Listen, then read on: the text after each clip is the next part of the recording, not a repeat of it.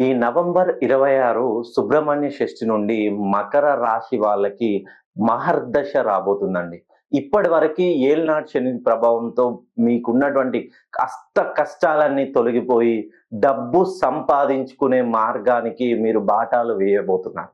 So ఎవరైతే మకర రాశిలో జన్మించారో మకర రాశి వాళ్ళకి ఈ నవంబర్ 26 సుబ్రహ్మణ్య షష్ఠి నుండి మంచి మహర్దశ రాబోతుందండి. మీరు ఉద్యోగం కోసం ప్రయత్నిస్తున్న వాళ్ళకి ఖచ్చితంగా ఉద్యోగ ప్రాప్తి ఉంటుంది. ఎవరైతే విదేశాల్లో స్థిరపడాలనుకుంటున్నారో, విదేశాల్లో ఉండుకుంటూ ఉద్యోగం లేక అష్ట కష్టాలతో సతమతమవుతున్న వారికి మంచి రైట్ టైం. నవంబర్ 26 తర్వాత మీకు మహర్దశ అంటే మహర్దశ అండి. ఇప్పటివరకు మిమ్మల్ని ఎవరైతే హేళన చేసి అపహాస్యంగా చులకన భావంతో చూస్తున్నారో వాళ్ళందరికీ మీరు మీ చేతలతో మీరు సంపాదించే డబ్బును చూసి వాళ్ళ కళ్ళు ఆశ్చర్యపడేంత డబ్బును మీరు సంపాదించబోతున్నారు.